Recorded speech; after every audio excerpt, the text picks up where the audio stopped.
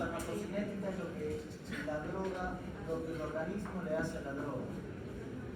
¿Sí? La farmacocinética tiene propiedades farmacocinéticas que son absorción, distribución, metabolismo y excreción. ADME.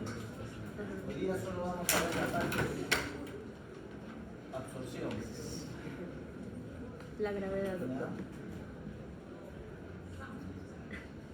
La absorción se da desde que la droga se coloca en el sitio de administración hasta que llega al plasma. ¿Sí? Después de esto va a venir la distribución, va a venir el metabolismo y la eliminación o excreción. ¿Ya? Los metabolitos se van a ir por la orina, por la bilis o por las heces. ¿Ya? Esta parte también la ven en prácticas, pero vamos a repasar ahora esto que es importante. ¿Sí? Tenemos diferentes vías de administración de las drogas. La vía enteral y la vía parenteral, básicamente. La enteral es todo lo que va a través del sistema digestivo y parenteral es todo lo que no. ¿Sí? Una intramuscular, una endovenosa, una vía subcutánea, todas esas vías son parenterales, que no son enterales. Las vías enterales son la vía oral, la que se pone a través de una sonda porque va al sistema digestivo, ¿sí? La vía sublingual y la vía transrectal. Esas son enterales, están a través del sistema digestivo. ¿Ya? Entonces la parenteral, intravenosa, intramuscular, subcutánea, ¿sí? Tenemos la sublingual, tenemos la inhalatoria, el parche transdérmico, la vía tópica, la vía rectal, son un montón de vías. ¿Ya? Cuando se da la vía oral es la vía más fisiológica, pero a su vez es la vía más complicada. ¿Sí? La vía oral es la vía más fisiológica y la más complicada. Complicada, ¿por qué? Porque necesita todos estos sistemas que hemos visto de transporte que se deben dar para absorber la droga y que llegue al plasma. ¿Sí? Además de todo esto, viene por el sistema porta, la vía enteral, llega al hígado y sufre un metabolismo llamado metabolismo de primer paso, en el cual parte de la droga es metabolizada y se inactiva, y en un 5% de casos se activa. Solo en un 5% de casos. Los demás casos, parte de la droga se inactiva.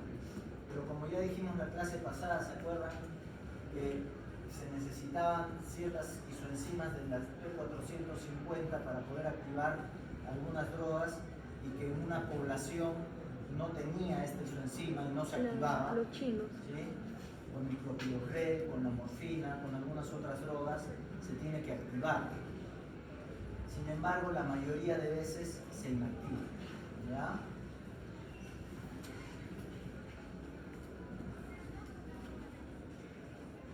Las cápsulas viajan a través del estómago, ¿sí?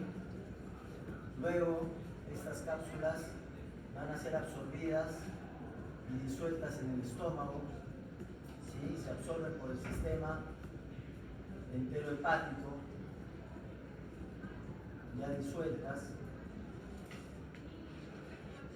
se van a absorber por el sistema enterohepático, es decir, por el sistema porta.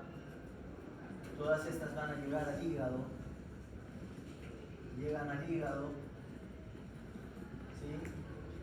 Se metabolizan parte y se va a la circulación general por la vena cava inferior. ¿Sí?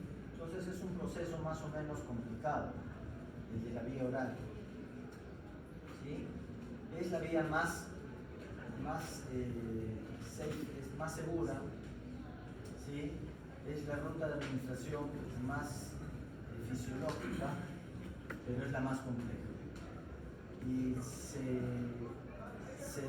predispone a muchas variables. Por ejemplo, que el paciente está en shock, no va a haber hay una redistribución del flujo esplácnico, es decir, el flujo se va a distribuir, cuando el paciente está en shock, se va a distribuir a los órganos vitales, que son el corazón, el cerebro, el pulmón, ¿sí? Y el intestino deja de estar irrigado o irriga menos.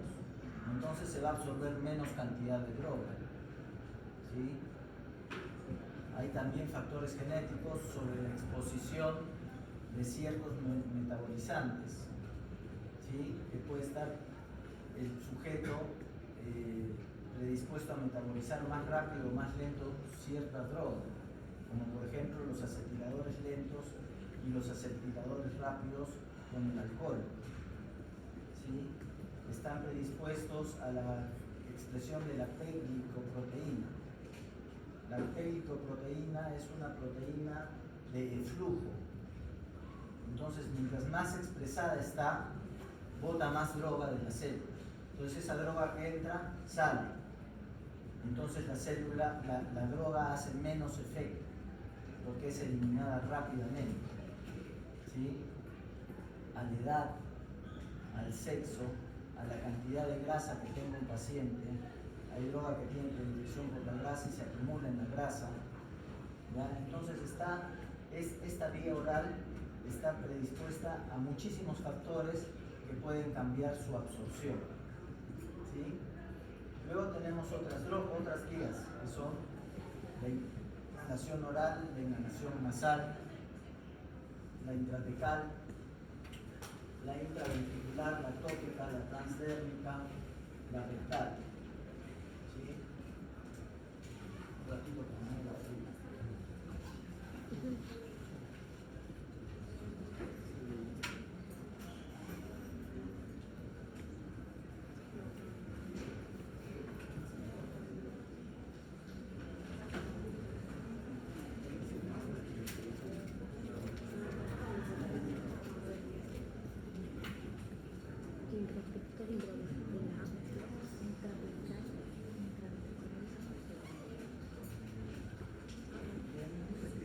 Tenemos la inyección subcutánea, la inyección intramuscular, la epidérmica, ¿sí?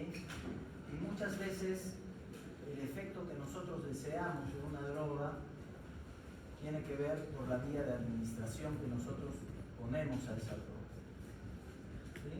Les vamos a poner un ejemplo del midazolam. El midazolam es un sedante, es una benzodiazepina, ¿ya? Es un sedante y que diferenciada de las dosis o la vía de administración va a causar ciertos efectos. Por ejemplo, si yo lo doy por vía oral, porque existe midazolam por vía oral, es probable que el paciente se sienta más tranquilo. Un paciente que está agitado, un paciente que está con delirio, se tranquilice y se duerma, ¿sí? O simplemente se tranquilice. Si yo lo doy por vía intramuscular, va a absorberse un poco más rápido y ese paciente se duerme, de repente profundamente, ¿sí?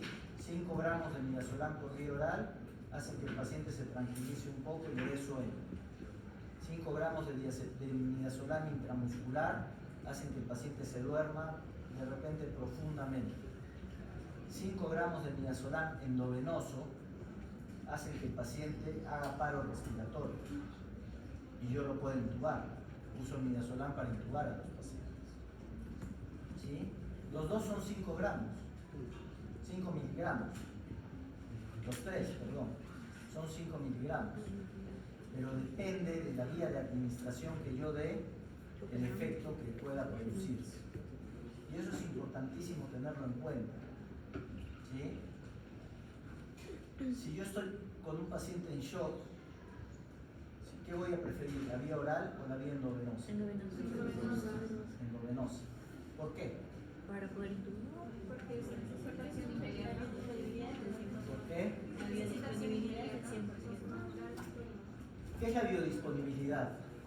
La cantidad de fármaco que se... y la relación entre la cantidad de fármaco que se ingiere y la cual no se ha degradado para que haga su acción.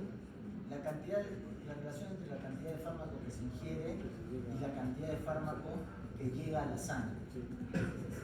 ¿Sí? Eso es biodisponibilidad.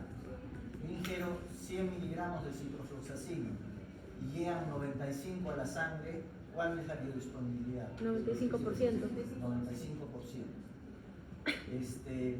Yo ingiero 4 miligramos de alendronato y llegan 0,4%, 0,4 de cualquier bifosfonato. Doy 100 miligramos y llegan 2 miligramos, la biodisponibilidad va a ser del 2%, o sea, casi nada. ¿Ya? Entonces es importante nosotros saber más o menos la biodisponibilidad de un fármaco. ¿Y cuál es la biodisponibilidad de un fármaco cuando se da endovenosamente? 100%, porque todo lo estamos metiendo a la sangre, así que todo el fármaco llega a la sangre.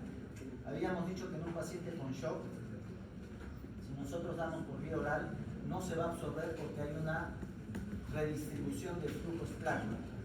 Hay una redistribución sanguínea hacia los órganos más importantes y el intestino no va a estar bien irrigado. Entonces, si esa biodisponibilidad del cipro era 95%, ahora hacemos un estudio y vemos que cuando el paciente está en shock solo llegan 35 miligramos. Es decir, baja su biodisponibilidad 3 veces, al 35%.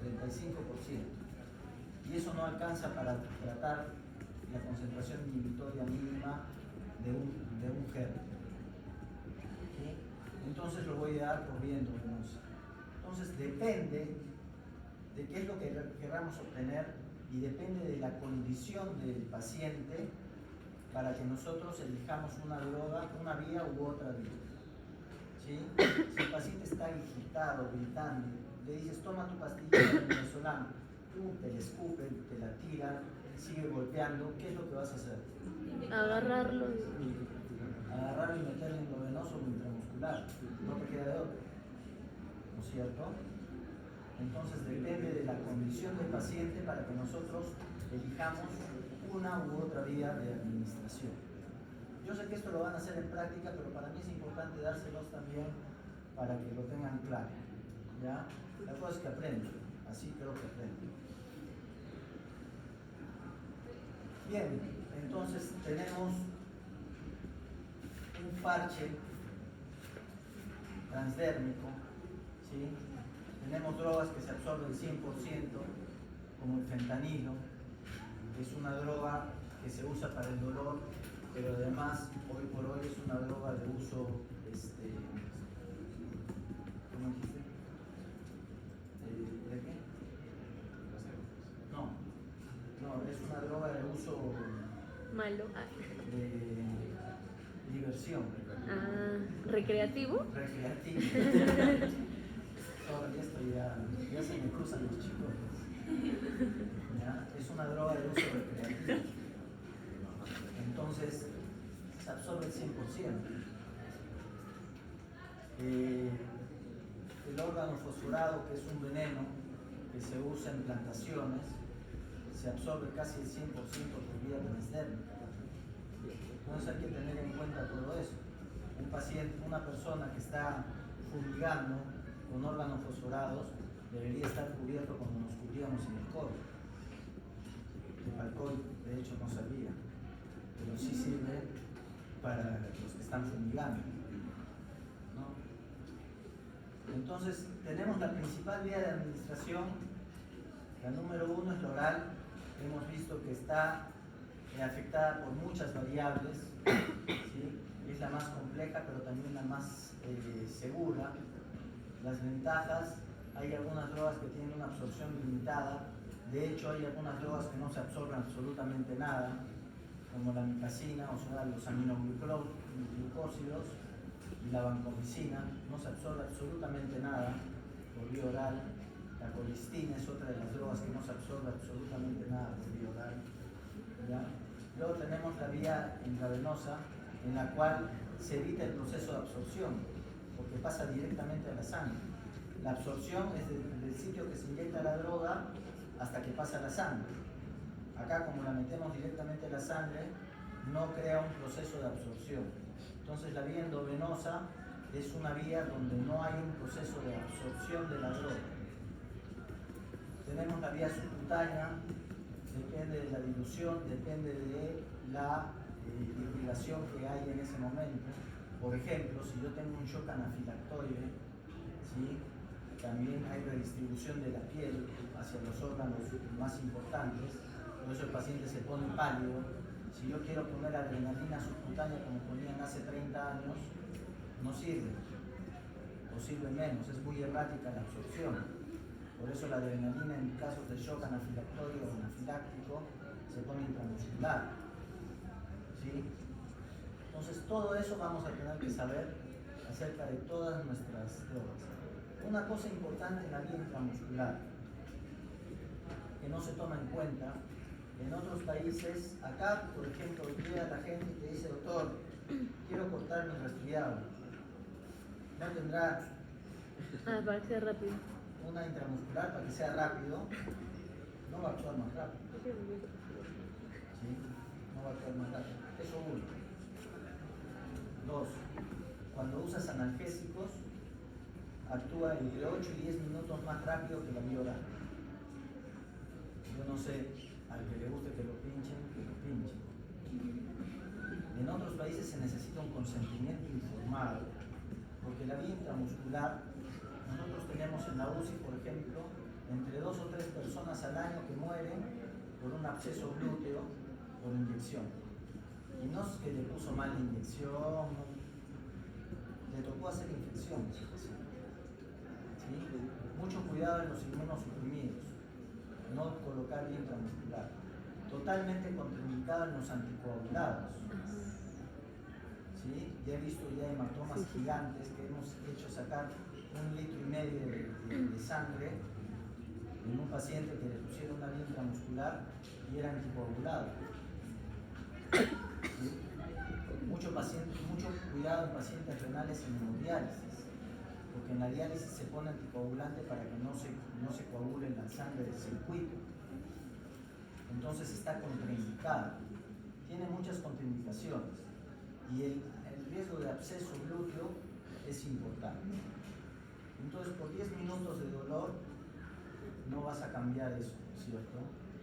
Prefiero yo particularmente, prefiero la vía oral. Casi no pongo vía intramuscular yo, pero es mi elección. ¿Sí? Le explico a los pacientes que no es mejor. ¿Sí? Para una faringitis la vía intramuscular es una penicilina. Sí, prefiero darle amoxicilina por vía oral o amoxiclavulánico, que es una penicilina y que lo va a ayudar igual. Y evito ese riesgo. El segundo riesgo que evito, cuando yo meto la vía intramuscular, lo que metí ya no lo puedo sacar. Si el paciente hace alergia, eso se va a seguir absorbiendo casi 12 horas. Entonces hace alergia más severa. Muchas de las muertes por alergia, de que le pusieron mal la inyección, ahí sale, ¿no? En la tele, le pusieron mal la inyección y se murió en la farmacia, muchas de esas alergias son por inyecciones intramusculares, si no la mayoría. Porque cuando estás poniendo endovenosa, estás pasando, empieza a hacer alergia y suspende. Ya no le metes más. Cuando es por vía oral, el paciente empieza a vomitar y bota la parte de droga que le está causando alergia. ¿Sí? Además hace shock y se deja de absorber. Pero en la vía intramuscular se sigue absorbiendo. Entonces es un peligro. Entonces tengan mucho cuidado. Jamás pongan una inyección intramuscular al vecino, al amigo, a nadie, ¿sí? Fuera de un ámbito hospitalario. Porque hay mucha gente que dice: ay, tu hijito es médico o está estudiando medicina, ¿no puede decir que me ponga un intramuscular? Periquito, pon una inyección intramuscular a tu tía que le han recetado. No. Yo conozco ya 2 casos, una enfermera que le puso el intramuscular a su hermana gemela y se le murió en la casa. el remordimiento de conciencia, además que fue presa, ¿sí? Porque no debió haber puesto en la casa.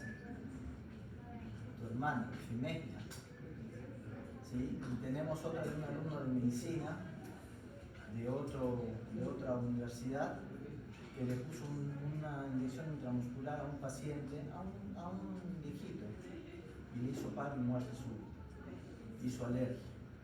A pesar de que ya había recibido varias veces la droga, hizo muerte. Pero ahora en reacciones adversas a medicamentos vamos a ver, ¿sí? Entonces mucho cuidado con la vía intramuscular. Espero haberles metido todo el miedo posible sobre el intramuscular.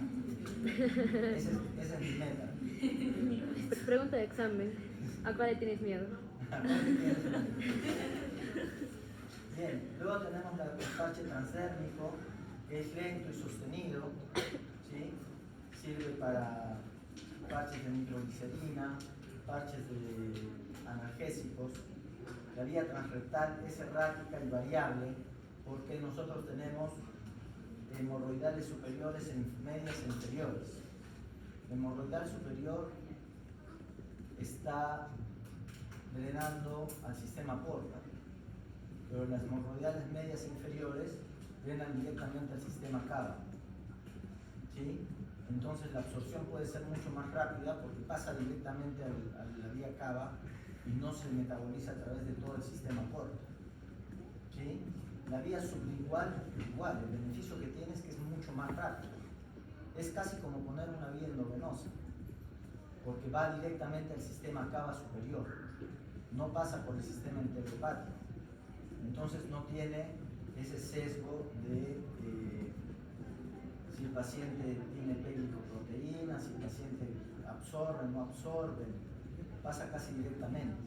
Por eso en la aspirina, cuando el paciente viene con un infarto o un ACV isquémico, un accidente cerebrovascular isquémico, se le da una aspirina que sea masticable. ¿Por qué masticable? Porque cuando la mastica, parte la va a absorber por la vía sublingual y va a actuar rápidamente, y parte la va a absorber por el sistema enterohepático, ¿sí?